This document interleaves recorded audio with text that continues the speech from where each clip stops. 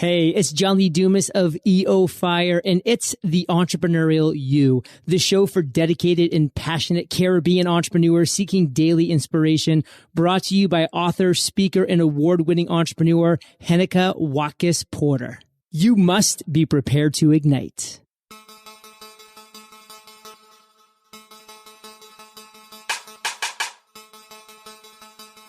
Coming up on this episode of the Entrepreneurial You, I always think of diversity as difference, the differences that make us who we are. And when I teach diversity and inclusion courses, I always quote someone named Verna Myers, who is a diversity and inclusion leader. And she's done a TED Talk. Actually, she just got hired by Netflix as the head of D&I.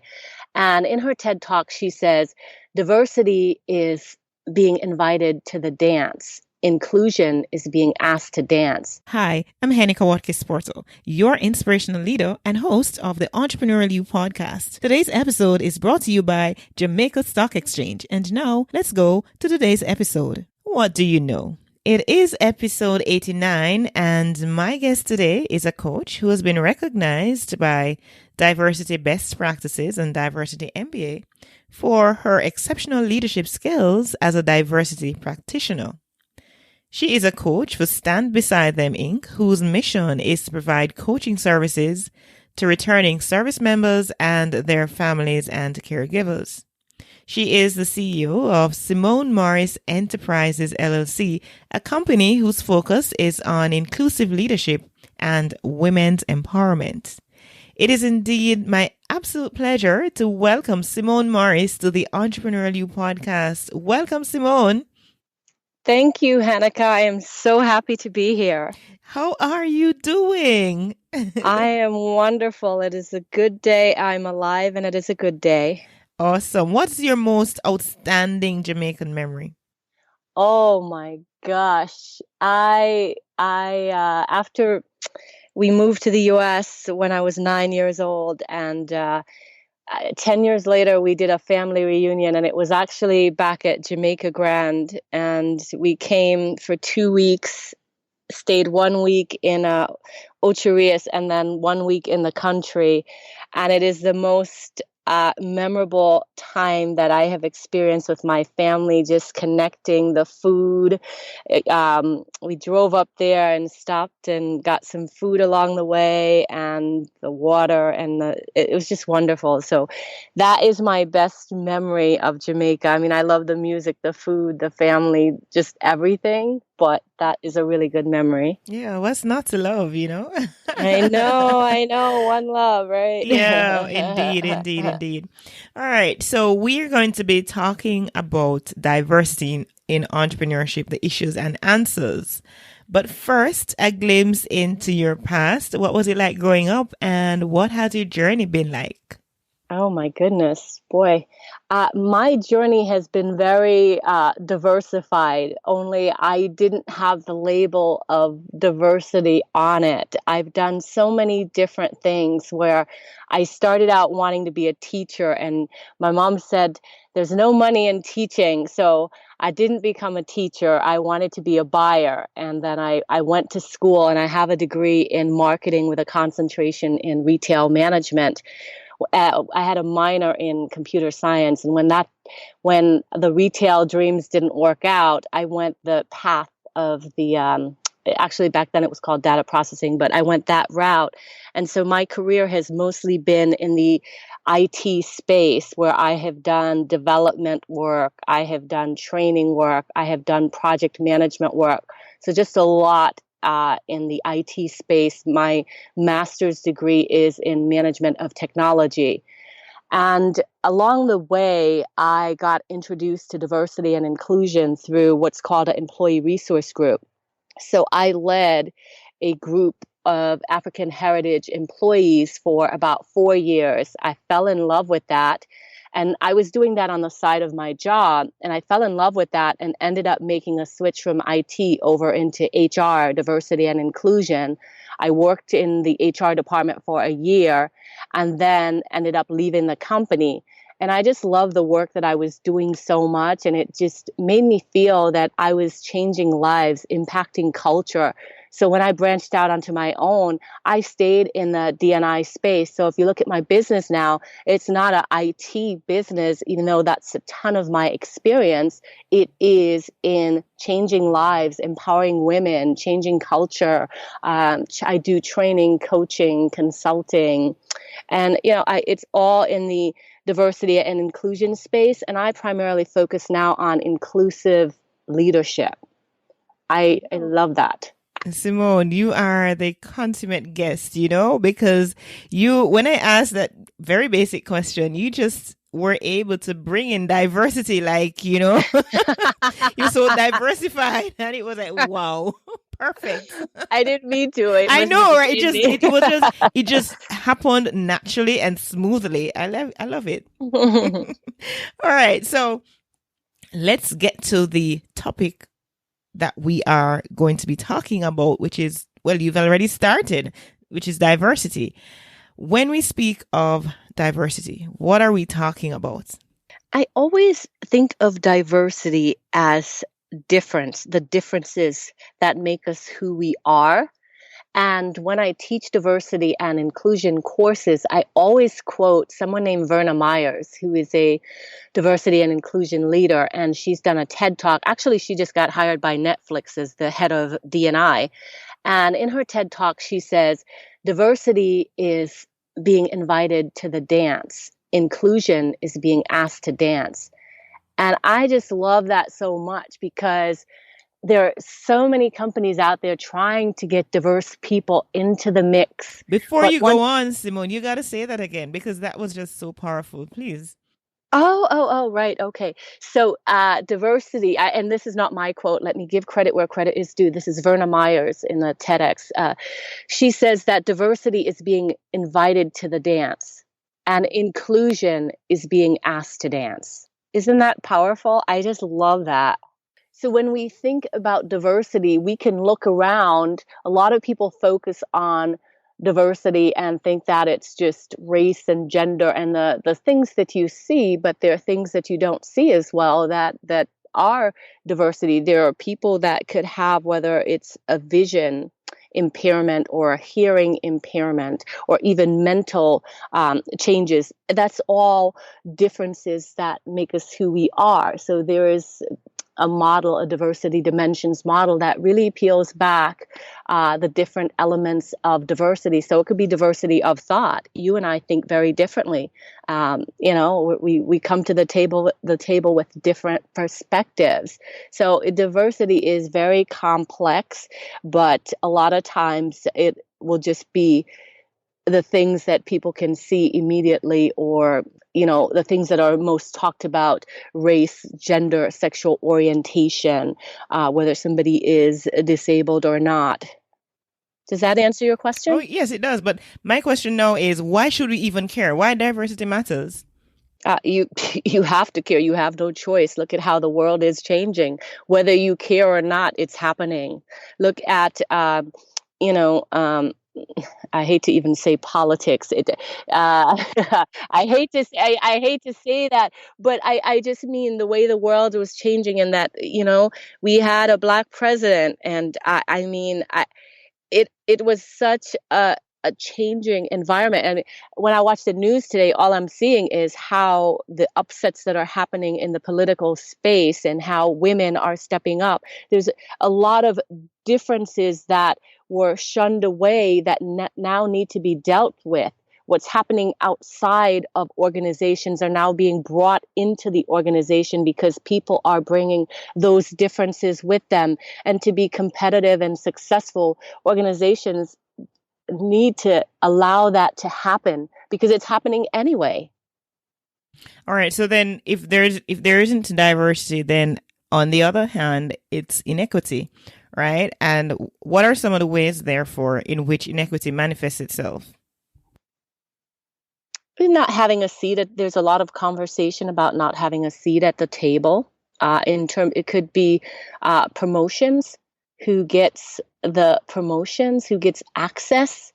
The underdog, or who is not from the right school or is not savvy in networking and relationships and knows how to move up the corporate ladder. There could be some inequities there, just from an access standpoint. Mm-hmm.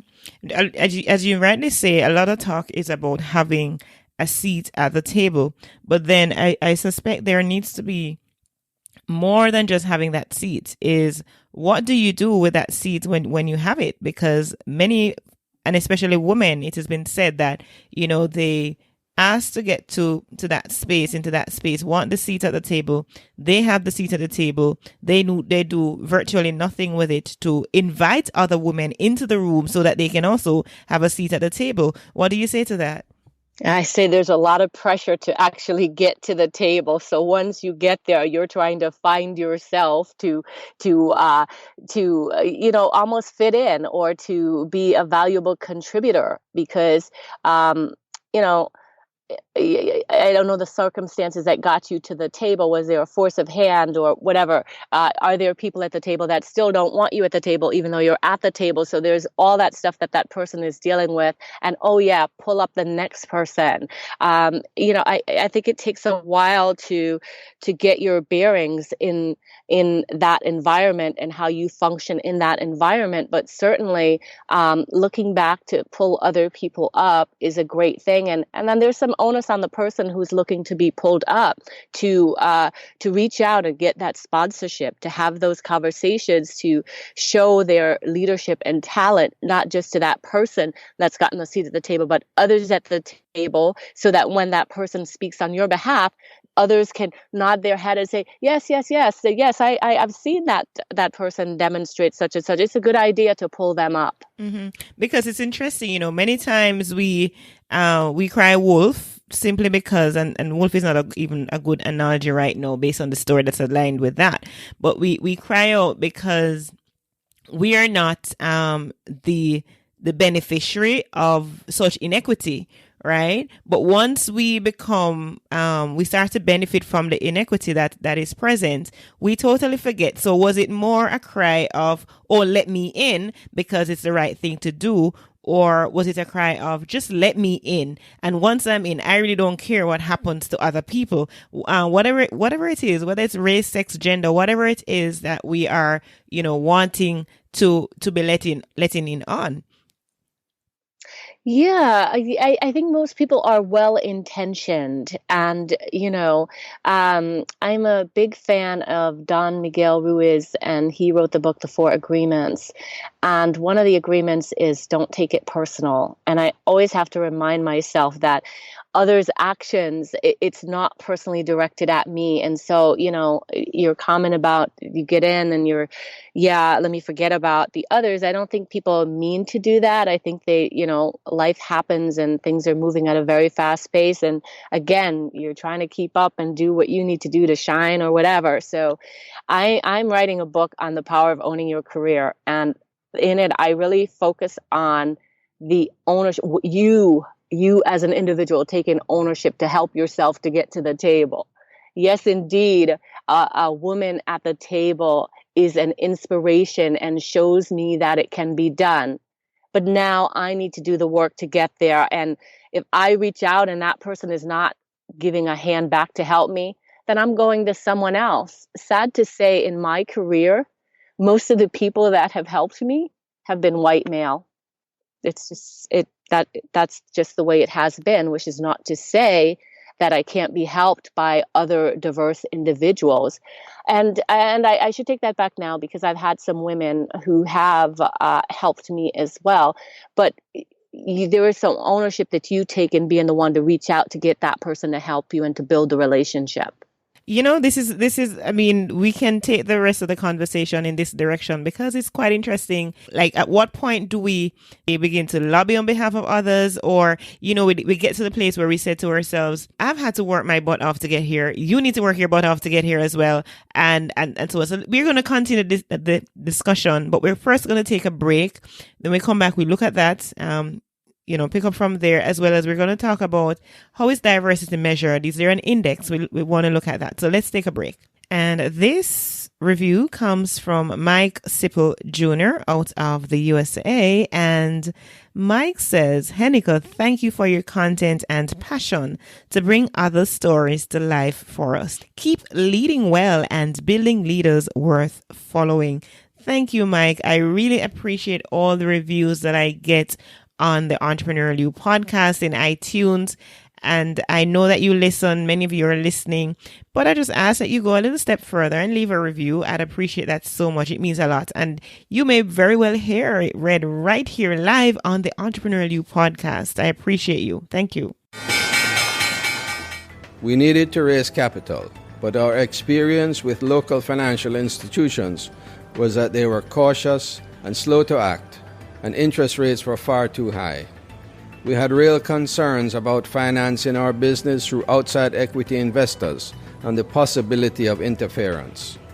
Could we get a fair valuation for our business? We had our own ideas about the business and its value.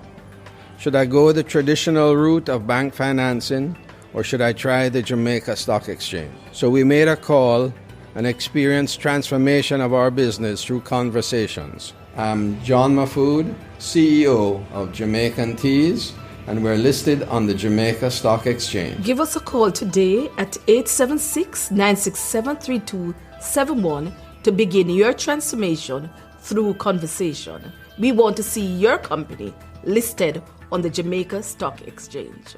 Welcome back. Welcome back. Yes, and my conversation today is with Simone Morris. And if you're just tuning in, you've missed a lot. But of course, you can. It's a podcast.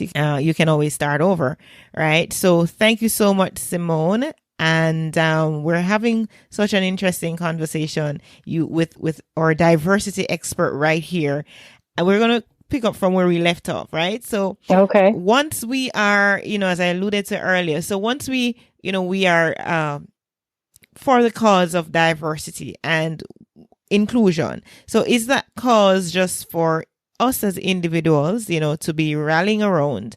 Or at what point do we say to ourselves, okay, it's not just for me, I'm here now, because we've been talking about the seat at the table. And once you get there, you need to pull out a chair so that others can join you. At what point do we say, you know what, I had to work very hard to get where I'm at today. I had to fight. I had to struggle. Now you got to pay your own dues and you got to fight on your own. Or do we collaboratively decide that, you know what, because I've had to go through all of this, because I've had to struggle, because I've had to fight, literally as it were, no, I need to not make it as difficult or see where I can ease the struggle for somebody else.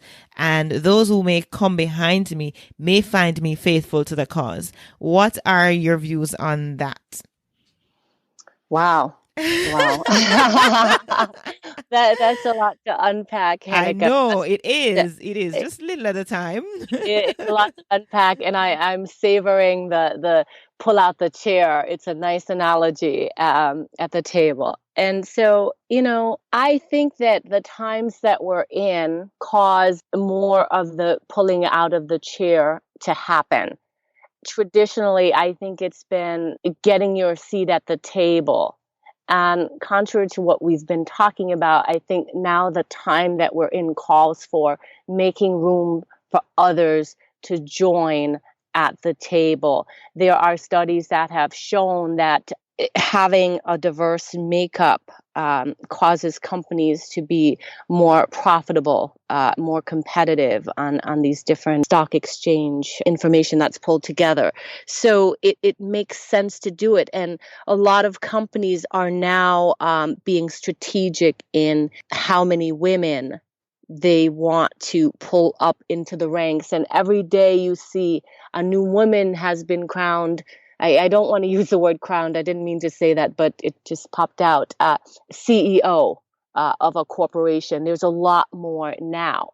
There still is huge opportunity for women of color and others to move into those ranks, but still it is inspiring to see how more frequently we're seeing women, the higher echelon. And I remember being at a conference, and it was in Detroit, and it was General Motors, and they had a woman who was from head of engineering, and she was talking about the self-driving cars and the makeup of the team. And shortly thereafter, there was news that there was a woman at the CEO level, and just many positions of influence. There were women there.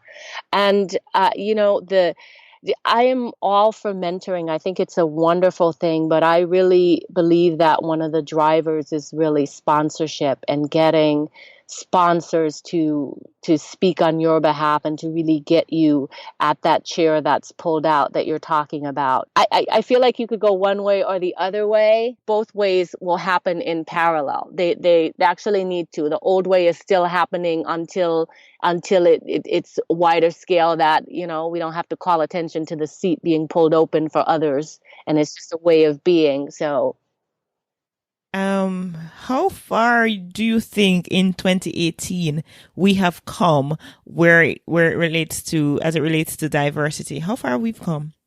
I think we've come very far. The conversation is happening more frequently.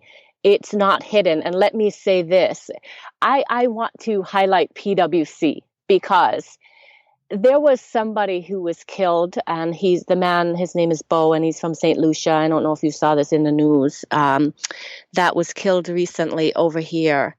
And he was an employee of PricewaterhouseCoopers. And normally when there's police, I would say police brutality, I don't know if he's been classified as that, but he was killed by a policewoman. And, there's different colors. He was black, she was white. And those conversations are very dicey to bring into the organization. And so oftentimes it gets ignored. But each of us are walking around with our identities and our connections and how we feel about certain issues. So whether it's discussed or not, it's still there. Kudos to PwC, because I saw on LinkedIn like a full-blown, this was an employee. He worked there.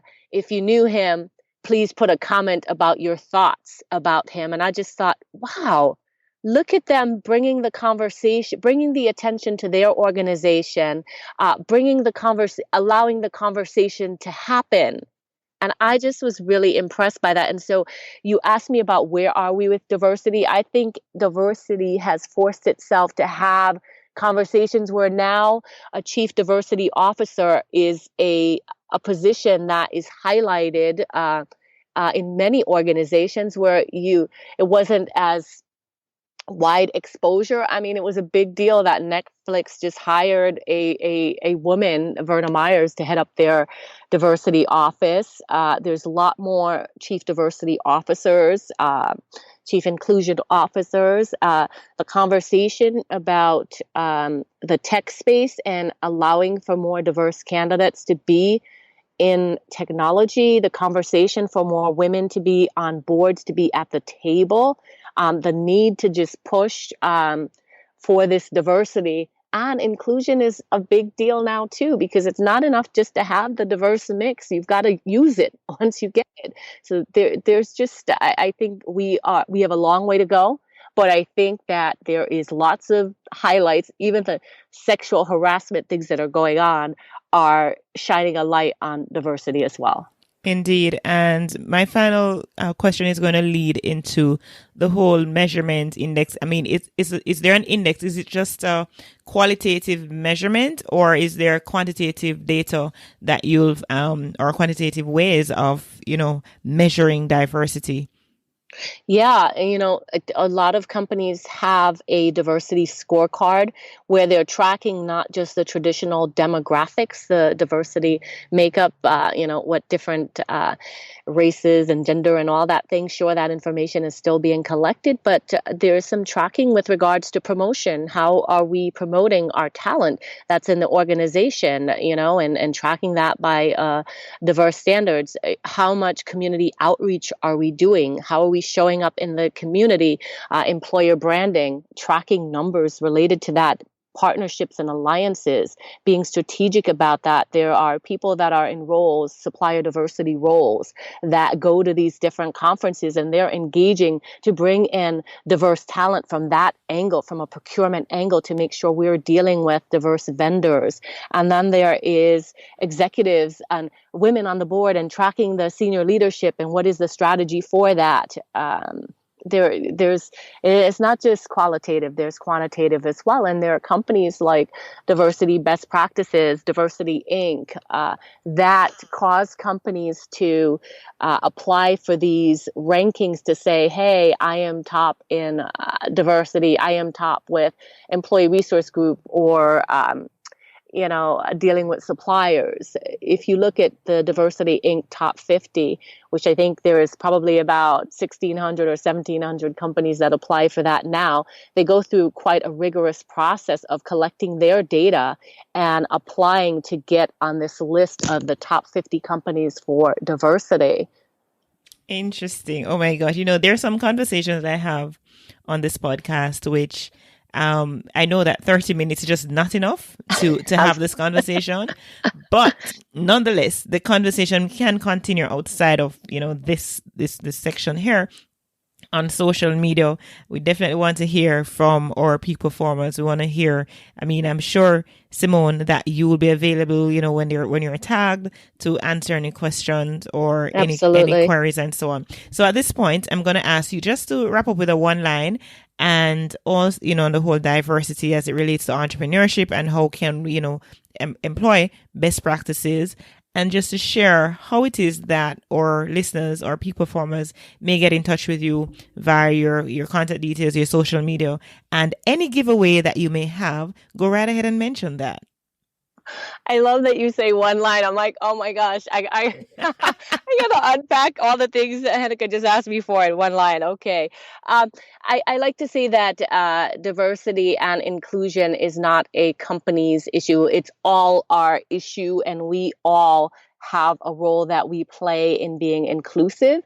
And so I love talking about inclusive leadership, because there are behaviors and things that you as an individual can do, whether you're at a networking event or whatever, and you're inclusive to a newcomer or somebody that's different from you, you invite them to the table. That's something that you individually can do and not an organization. So from a best practice, there's lots around inclusion, and I'm happy to answer any questions that I am tagged. Speaking of being tagged, you can find me on Instagram at Simone Morris Ent. And you can find me on Facebook. I have a Facebook page. It's Simone Morris Enterprises. I am on LinkedIn. You can find me Simone Morris. My website is simonemorris.com. I have a retreat that's coming up in January. It's about empowerment, goal setting, and action planning, living your best life, and creating, the My Life, My Way. That you can find at mylifemywayretreat.com. I will give any guests from this show, if you use Heneka Saves as your discount code, you can get $25 off of the retreat. Heneka, did I answer everything you asked me to? Yes, you did. Let me give you a clap. Ooh, well done, Simone. You need more time. It has really been a pleasure, Simone. Simone Morris, diversity expert. She's all about diversity. I became so intrigued from the very moment I just asked her about her past, and she was able to say it was diversified, So she eats, breathes, sleep diversity. Thank you so much, Simone. It has been my pleasure having you on the Entrepreneurial You podcast.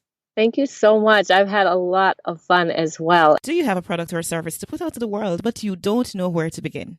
Do you have an idea for a blog, but think that having a website is just way too expensive?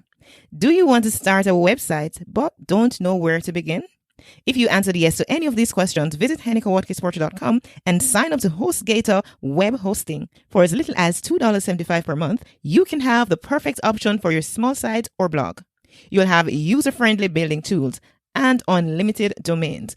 Go to HenekaWatkis-Porter.com and sign up now for your perfect websites. We have come to the end of another great episode of the Entrepreneurial You podcast. Remember to subscribe in Apple Podcast and download all the episodes that you would have missed if you have not already subscribed and downloaded the episodes, and play them to the end as well, because good stuff is always at the end too. So do that, as well as go and leave a rate and review right now. I'd appreciate that. It helps a lot because I put a lot of effort into creating this free content, and it does help when I know that it is of significant value to you. So show your love by going to Apple Podcasts and just leave a rate and review. And when you leave that review, do send me an email at henekawatkisporter@gmail.com, because I'd love to be able to read them in an upcoming episode.